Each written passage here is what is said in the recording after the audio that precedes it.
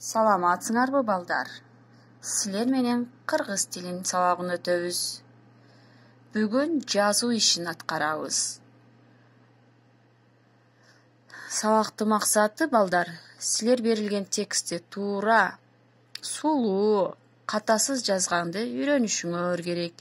Жана эне тилибизди так сүйлөп, дайыма эне тилибизди сүйгөнгө үйрөнгүлө.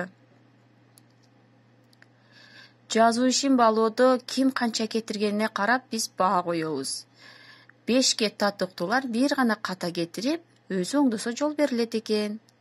Ал эми 4 алыш үчүн татыктуулар 2 гана ката кетириш керек экен.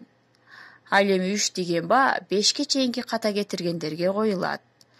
Эгер кимде ким туура эмес, сөздөрдү туура эмес жазып, булгаса, 5тен 7ге чейинки ката кетирген болсо, ага 2 деген баа коюлат.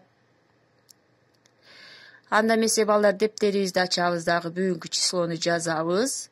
Бүгүн созулма Ö тамгасы катышкан сүйлөмдөрдү жазганды үйрөнөбүз.